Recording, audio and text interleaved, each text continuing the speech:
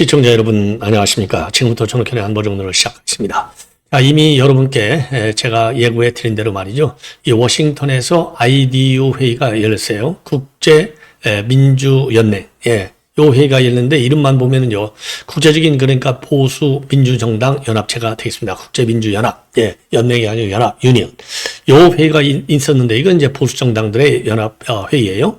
여기에 이제 장동혁 대표가 가기로 했는데 가지 못하고 영상 메시지만 전달했습니다. 지금 대한민국이 굉장히 최대의 심각한 위협에 처해 있다. 이런 점을 지적을 했고요. 여기에서 지금 대한민국과 관련된 결의안이 채택이 됐습니다. 그만큼 이제 우리 대한민국 지금 정치가 혼돈을 지금 거듭하고 있는 상황이 아니겠습니까? 특히 사법개혁 가지고 지금 논란이 국내적으로 굉장히 많은데 이제 사법개혁이요 본격적으로 국제화되는 이슈로 지금 뭐라고 그럴까요? 비중이 상당히 커지고 있다. 이렇게 생각이 듭니다. 예. 자, 그래서 지금 장동혁 대표의 메시지 그리고 국제 결의안을 여러분께 말씀드리도록 하겠고, 그리고 지금 현재 용산 대통령실에서 말이죠. 느닷없이 감사원장 후보자를 내정자를 발표했어요. 자, 이게 과연 김호철 변호사예요. 김호철 변호사인데 법무부인 클래스 한결 변호사로 돼 있고 서울 출신으로 돼 있습니다. 고려대학교 연수원 20기로 돼 있는데, 자, 물론 사법시험에 합격했으니까 능력은 물론 있겠지만은 사법시험 합격했다고 모든 공직에 적합하다라고 단순화시켜 볼 수는 없잖아요. 왜냐하면 감사원이 지금 정치적으로 굉장히 그 중립성이 굉장히 중요한 시점이고요. 시기로 본다면. 그리고 이제 국가 위기 상황이 이렇게까지 심각해진 적이 없어요. 진영 논리로. 그렇다고 한다면 제일 중요한 것이 정치적인 소신, 중립성을 지켜야 돼요. 중립성. 자, 그런데 민변, 환경단체 대표, 민변 회장을 역임했고, 예.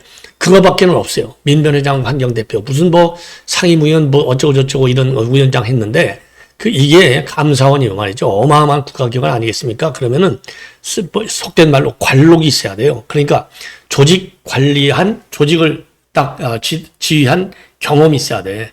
그리고 국가정책 모든 현안 내에서 폭넓은 지식과 정보를 가지고 있어야 돼요. 예. 지금 그 정보는 꼭 제가 무슨 비밀 정보를 얘기하는 게 아니라 지금 정보라는 게 뭡니까? 전 세계 정보기관들도요, 공개 정보가 95%가 넘어요. 자, 그런 것처럼 국가 정책 전반에 관해서 해박한 지식을 있어야 돼. 근데 이 사람은 말이죠, 평생 변호사밖에 한 게 없어. 예, 민변회장하고 환경단체 대표하고 이걸 가지고 지금 굉장히 국가적으로 위기 국면이고, 그리고 이제 진영 간의 논리가 정책을 두고 정면으로 충돌하고 있는 상황이거든요.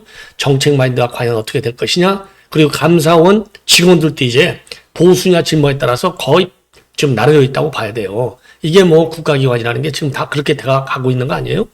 자, 이런 데서 정치적 중립을 지키면서 감사원 직원들이 하나로 뭉쳐서 오로지 국가와 국민을 보고 감사할 수 있는, 그렇게 지휘할 수 있는 지휘력과 그 다음에 정책 마인드, 정책 평가 능력, 이거를 가지고 있느냐? 저는 아니올시다. 부정적으로 좀 평가를 하고 싶어요.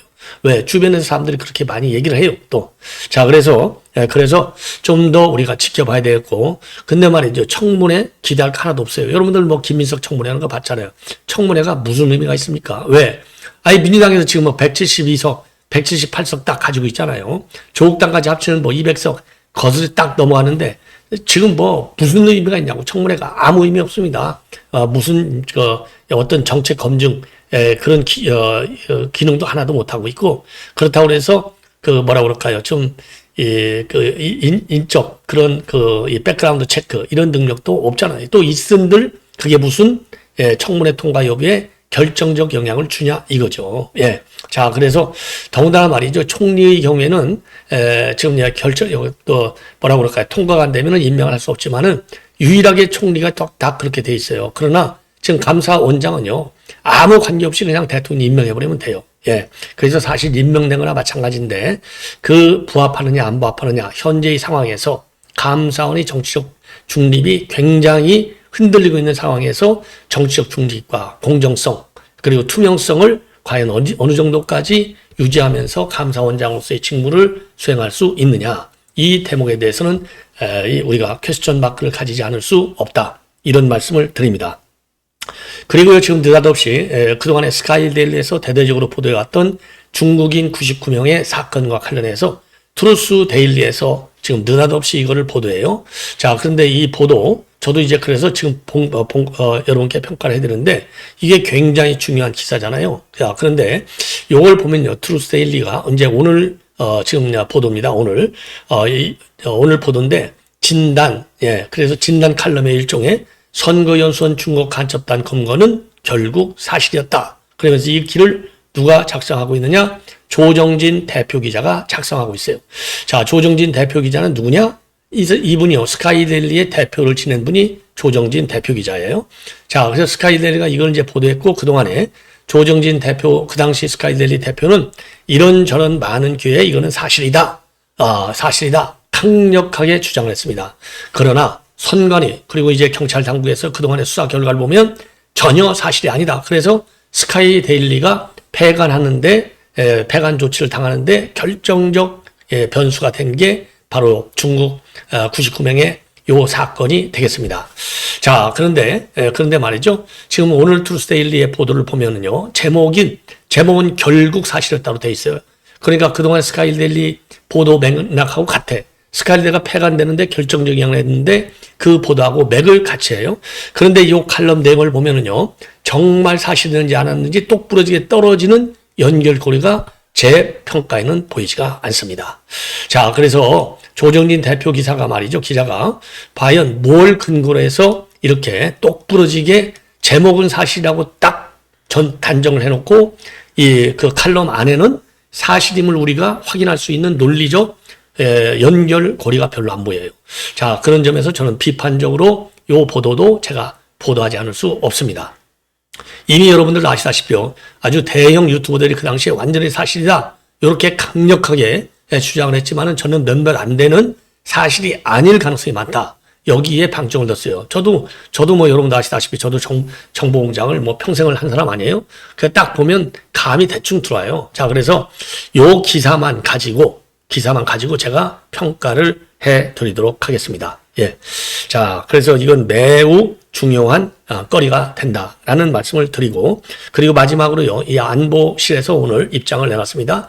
남북 관계를 위해서 한미연합 훈련 카드는 쓰지 않겠다. 진짜인지 말만인지 지켜봐야 되겠습니다. 예. 자, 그래서 지금 그리고 이제 안보실에 말이죠, 세계의 TF를 구성해서 지금 미국과 안보 관련 협상을 진행하겠다. 이렇게 입장을 내놨습니다.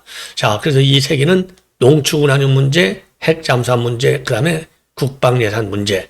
왜냐하면 GDP에 지금 이제 5%를 내라는 거 아니에요? 예. 자, 그래서 이런 내용을 가지고 이렇게 이제 하나씩 정리를 해 드리겠는데, 오늘요, 지금 워싱턴에서 있은 보수정당의 연합체, 국제민주연합, IDU, 여기에 장동혁 대표가 본래 미국에 가려다가 뭐 이런저런 사정으로 안 갔어요. 자, 그래서 영상 메시지를 남겼습니다. 자, 그래서 영상 메시지를 보면은요, 지금 우리 한국이 매우 심각한 민주주의 위협에 직면해 있다. 어떠한 부당한 시도에도 굴하지 않고 국민과 함께 자유민주주의를 지켜나가겠다라고 밝혔습니다. 그래서 그러면서 국민의힘은 92년부터 IDU 정회원으로 활동하며 자유민주주의, 시장경제, 인권과 법치라고 하는 핵심 가치를 굳건히 지켜왔다. 탄탄한 한미동맹을 바탕으로 인류 보편의 가치를 공유하는 동반자들과의 연대를 강화하며 한반도 평화는 물론 세계 평화를 위해 노력해 왔다. 이렇게 이제 보수 정당으로서의 그동안의 그 기여도 이거를 설명하고 있고요. 그리고 이제 최근 우리 국내 정치 상황과 관련해서 국회 다수 의석을 차지한 정당의 일방적 횡포가 반복되고 심각한 부작용이 초래되는 정책들이 충분한 사회적 논의 없이 추진되고 있다. 자, 그래서 IDU 회원 정당들에게 대한민국의 민주주의와 보수정당의 굳건한 존재를 위해 여러분들의 따뜻한 응원과 강력한 지지를 간곡히 호소드린다. 이렇게 밝혔어요. 그리고 이번 워싱턴 회의는 2일부터 4일까지 워싱턴에서 열렸는데, 여기에는 미국의 공화당, 영국의 보수당, 독일의 기민당, 캐나다 보수당, 이런 그 정당들이 회원국으로 활동 중에 있고 대부분이 참석을 했다고 합니다. 자, 그리고요, 지금 5일 집행위원회에서 대한민국 민주주의 원칙과 법치주의에 관한 결의안을 채택했습니다. 캐나다 전 총리 스티븐 하퍼입니다. 이분이 지금 의장을 맡았어요. 그래서 이 결의안 내용을 보면은 크게 네 가지입니다. 하나, 국민의힘이 대한민국이 진정한 보수정당임을 확인하고 두 번째, 대한민국 보수 정당들의 활동을 약화시키는 인위적 시도들에 대해서 주의를 기울일 것이다. 그리고 세 번째, 일방적 정치 세력에 의한 대한민국 사법제도의 변화가 일방적 지배로 이어져 민주주의에 위협이 되지 않도록 경계한다. 네 번째가요, 대한민국의 종교 자유 상황을 계속 주시하겠다. 이재명이 망신당한 거죠. 이 정도까지 이제 결의안이 나왔다는 얘기는. 예. 자, 그래서 지금 올 금년도 포럼은요, 지금 트럼프 2기 집권 이후에 처음으로 워싱턴에서 개최됐고, 뭐 트럼프 대통령이 갈 것이다. 올 것이다. 그리고 장동혁 대표가 트럼프를 만날 것이다. 상당수 유튜버들이 그렇게 희망을 표명하고 평가 전망을 했어요. 여러분들 뭐 기억하시는 분들 기억하시겠지만은 저는 처음서부터 트럼프 대통령은 글쎄 이 2월달 미국 최대 보수 행사에 여기 왔기 때문에 IDU 회의에는 가기가 어려울 것이다. 그리고 장동혁 대표가 트럼프 만나기도 거의 불가능할 것이다. 라고 제가 전망을 해드린 바 있습니다. 예, 제 전망대로 이루어졌어요. 자, 그리고 미국 공화당의 맥코믹 상원의원, 그 다음에 브라이언 잭, 던 베이컨, 이 주요 인사들, 그 다음에 스콘 머리스 전 호주 총리, 그리고 전 몽골 대통령 등 고위급 인사들이 자수 참석을 했습니다. 예. 그래서 국민은 앞으로도요, 아이디어와 공조를 강화하면서 국제 보수 정당과 연대를 확대해서 자유민주주의 가치 수호를 위해서 노력하겠다. 이런 방침으로 있다고 합니다. 뭐 적절한 수준에서 장동혁 대표 입장 정리를 잘 하지 않았나.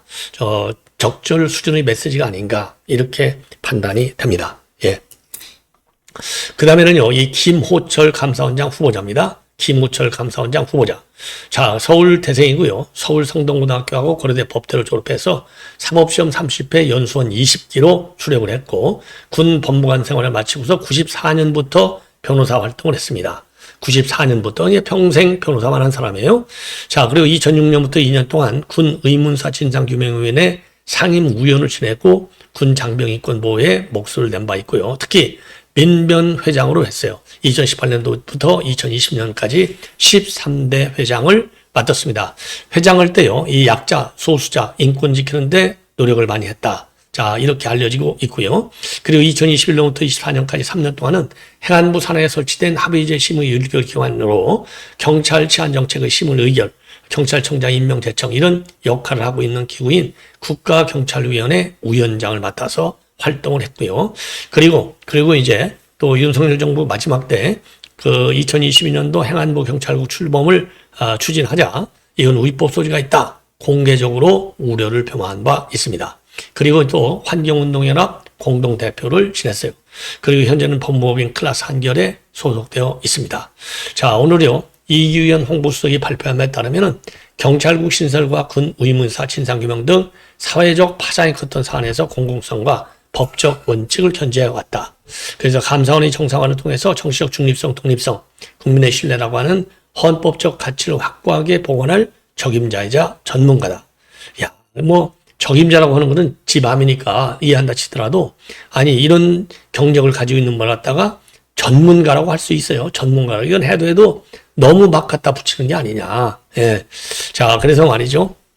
쭉 이제 경력 관계를 말씀드리면 61세 서울 성동고 고려대 법대 연수원 20기 강원대 법학과 겸임교수 군 의문사 진상규명위원회 상임위원 그리고 중앙환경분쟁조정위원회 재정위원 경찰대 외래교수 민변회장 환경운동연합 공동대표, 이거 다 전부 다 좌파단체예요. 환경운동연합 아주 골수 좌파단체죠. 아시죠?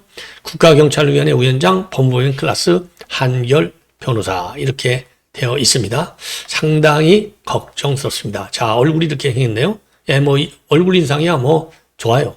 예, 뭐 인상 가지고 일하는 건 물론 아니지만은 인상도 나쁜 것보다는 좋은 게 훨씬 낫죠. 예, 그러나 정책 마인드, 정책 능력, 그리고 지휘 통솔 능력, 조직 관리 능력, 예, 이런 것들이 굉장히 좀, 예, 뭐라고 그럴까요? 좀 걱정된다. 예, 이런 말씀을 드리지 않을 수 없습니다. 예. 자, 그러면은요, 지금부터 중국인 99명, 지금 우리 성관의 연수원에 포진해 있다가 결국 잡혀갖고, 일본을 거쳐서 워싱턴까지 다 갔다. 그래서 처음에는 싹 다 갔다고 그랬다가 또 일본은 못 갔다고 그랬다가 뭐 등등 논란이 굉장히 많았죠. 여러분들 이제는 결론만 하시면 돼요. 그래서 정부 당국, 선관위하고 그다음에 경찰의 수사 결과 이거는 가짜 뉴스다. 그래서 스카이데일리가 패가 났는데 중요한 영향을 준 기사가 되는 겁니다. 자, 그래서 그런데 말이죠. 이게 그래갖고 이제 조용했는데 지금 느닷없이 오늘요 트루스데일리에서 트루스데일리는 상당히 강한 보수 신문이죠. 예, 그래서 선거연수원 중국 가처당 건거는 결국 사실이었다. 이렇게 제목서부터 결론을 내려놓고 있어요. 예, 제목서부터. 그래서 이 내용을 말씀을 드리면 이제 어디서부터 이제 왜 이 얘기가 나왔느냐. 윤 대통령이 대공수사권을 국정원에 줄 테니까 적극적으로 수사하라. 그리고 방첩사를 도와줘라. 이렇게 홍장원한테 두 가지 메시지를 두 가지를 지시한 거예요. 이러다 보니까 이제 이게 여기서 이제 어쨌든 간에 여기서부터 이제 발단이 돼서 결국 이제 이 조정진 대표는 말이죠. 지금 이제 중국 관련 요 내용이 사실이다 이렇게 결론을 내리고 있는데 제목은 사실이라고 돼 있지만은 내용상으로는 사실이라고 판단할 수 있는 결정적 연결고리는 제 판단에는 보이지 않습니다. 예. 그리고 지금 윤 대통령이 간첩이라는 말도 단 한 번도 쓰지 않았어요. 그런 간첩이라는 말은 어디서 나왔느냐? 홍장원이가 윤 대통령이 방첩사를 도와줘라. 국정원에 대성수사권을 줄 테니 적극 지원하라. 요 말을 윤 대통령이 듣고 군에서 간첩 좀 잡은 모양이구만. 그러니 군에서 간첩 잡았으니까 방첩사 할 일 잘한 거 아니에요. 그러니까 이제 방첩사 쉽게 얘기해서 특활비 좀 국정원 돈으로 좀 도와줘라 이런 건가? 이렇게 해석했다는 거예요. 그런데 홍장원이는 계속 말을 바꾸잖아요. 예, 말을 바꾸지 않습니까? 자, 그래서 말을 바꾸기 때문에 홍장원이가 이제 간첩이라는 말을 대통령 쓰지는 않았지만은 본인은 군에서 간첩단을 잡았다. 이렇게 군 간첩단 사건으로 이해했다. 이렇게 말을 싹 바꿔버린 거예요. 그런데 이렇게 말을 바꾼 것은 통상적으로 충분히 이해가 가지 않냐. 예, 충분히 이해가 가지 않냐. 이렇게 보면서도 그러나 이 대공수사와 관련된 큰 인프라를 본다면 기본적으로 국정원에는 대공수사권이 없잖아요. 문재인이가 뺏어서 누굴 줬죠? 경찰한테 줬잖아요. 근데 어떻게 국정원에서 이 간첩을 이렇게 잡을 수 있겠냐 이 말이죠. 못 잡는 것이죠. 예, 절대로. 자, 그래서 지금 지금 홍장원이는요 대공수사권을 줄 테니 지원하라고 말한 것은 간첩 사건 수사하라 이런 지시로 받아들여졌다는 겁니다. 예, 그래서 간첩 상황을 지금 간첩을 잡았다라고 홍장원이가 추정하고 그렇게 말을 한 거는 구조적으로 충분히 가능하다. 예, 이렇게 좀 결론을 내리고 있어요. 예, 자, 그래서 요 관련 내용을 좀 자세하게 제가 말씀을 드리면서 논평을 해드리도록 하겠습니다. 자, 그래서 지금 작년 12월 3일 발생했는 그 선거연수원 중국 국적 간첩단 검거 의혹이 다시 전국을 흔들고 있는데, 예, 사건의 중심에는 윤 대통령의 통화 지시, 홍장원에 대해서, 그리고 홍장원의 상반된 증언이 바로 중심에 있다. 그래서 대통령이 대공수사권하고 방첩사 지원을 언급했다는 사실은 이미 여러 가지 진술로 확인됐지만 실제로 간첩단 검거가 있었는지에 대해서는 여전히 법정과 정치권이 대립각을 세우는 상황이다. 본인도 대립각 세운다고 칼럼에는 써 있는데 제목에는 잡은 게 사실이다. 이렇게 결론을 내리고 있어요. 그래서 헌재 제출된 진술에 따르면 윤 대통령은 홍장원에게 두 가지 메시지를 전달했다 이겁니다. 첫째는 방첩사를 도와줘라. 두 번째는 국정원에 대공 수사권을 줄 테니 적극 지원하라. 예. 그래서 이걸 보고 홍장원이는 말이죠. 초기 진술에서는 뭐라고 했냐면 군 내부 간첩단이 적발된 상황으로 이해했다라고 밝혔어요. 왜? 윤 대통령이 더군다나 싹 잡아들이라고 말을 했기 때문에도 그렇게 받아들였다는 거죠. 근데 이제 흥미로운 점은 뭐냐? 윤 대통령이 간첩이라는 단어는 한 번도 사용하지 않았다는 사실입니다. 그럼에도 불구하고 말이죠. 지금 대공수사권이다, 방첩사다, 특활비다, 전문인력 투입 이런 거는 안보 첩보 분야에서는 거의 간첩산을 지칭하는 전문 용어로 통용이 된다는 거죠. 그렇기 때문에 홍장원이가 이를 곧바로 간첩단 사건을 이해했다는 설명은 구조적으로는 자연스럽다는 평가도 나온다는 겁니다. 이건 맞는 얘기죠. 그러나 왜 홍장원이가 갑작스럽게 입장을 번복했느냐? 신뢰성 논란이 짙어하지 않을 수 없다는 거죠. 그래서 이렇게 홍장원이가 말을 바꾸는 바람에 굉장히 혼란스럽게 됐다. 그리고 해임된 이후에 일부 언론을 통해서 대통령이 간첩이라는 표현을 쓴 적이 없다라고 하면서 기존의 진술을 딱 뒤집어 버렸어요. 처음에는 국정원 수사권 줄 테니까 도와줘 이랬다는 거 아니에요? 근데 이제 간첩이라는 말은 실제로도 한 번도 쓴 적이 없는 게 맞는 겁니다. 예, 방첩사 도와줘라. 예, 라고만 되어 있지. 자, 그러면서요, 대통령은 간첩이라고 말하지 않았지만은 나는 간첩 사건이라고 이해했다. 이 진술이 모순되잖아요. 이게 모순되는 진술이 홍장원 입에서 두 개가 동시에 나온 거예요. 그래서 이러한 충돌이 전체적 논쟁의 불씨가 되고 있는데, 이렇게 이제 말을 바꾸게 된 것은 해임 과정 양금이라는 분석이 있고 정치적 세법이 개입됐다라는 비판이 맞서고 있는 상황이 되겠습니다. 자, 그래서 말이죠. 선거연수원 인구인 농업박물관 CCTV에 포착된 방첩사 정보사로 보이는 버스, 그리고 당시 90명 규모의 학수 프로그램 가동, 그 다음에 당시 스카이델리가 이용한 정보들의 관련 진술들이 맞물리면서 의혹이 확대되고 있는데, 일부 정보 관계자는 당시 실제 중국 국적 간첩이 검거됐고 일부는 미국으로 이송된 것으로 파악된다라는 주장까지 내놓고 있다는 겁니다. 일부 정보 관계자가. 그래서 아직 공식 확인은 이루어지고 있지만은 정황이 쌓이면서 실제 간접단 검거 가능성은 법정 내부에서도 무게 있게 다뤄지기 시작했다. 이렇게 밝히고 있어요. 자, 근데 문재인 정부 때 대공수사권을 폐지했다. 이렇게 돼 있기 때문에 지금 이제 필연적으로 충돌이 불가피하다. 이렇게 보고 있습니다. 왜냐하면 논란이라고 하는 것이, 지금 논란이 단순히 워딩을 둘러싼 해석 싸움에 그치지 않는 이유는 수사 구조 변화라고 하는 제도적 문제가 있기 때문인데, 문재인 정부 때 대공수사권이 경찰로 넘어갔고 그 결과 국정원은 간첩 체포 권한이 없는 기관이 됐고 방첩사와 경찰만이 실제 간첩을 검거할 수 있게 된 겁니다. 예. 그래서 대통령이 대공수사권을 줄 테니 지원하라고 말한 것은 사실상 간첩 사건 수사라고 하는 전문적 지시로 받아들일 수 있다는 겁니다. 그렇기 때문에 지금 홍 차장이 간첩 사항을 떠올렸다는 해석 자체는 구조적으로 충분히 가능하다는 분석이 상당히 설득력을 받고 있다는 겁니다. 그러면 이번 사안이 남긴 본질적인 질문은 뭐냐? 세 가지. 대통령 발언은 어디까지 수사 지시로 해석될 수 있느냐?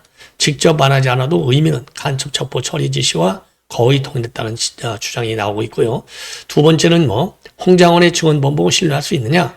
초기 진술과 충돌하고 정치적 동기 가능성이 계속 제기되고 있습니다.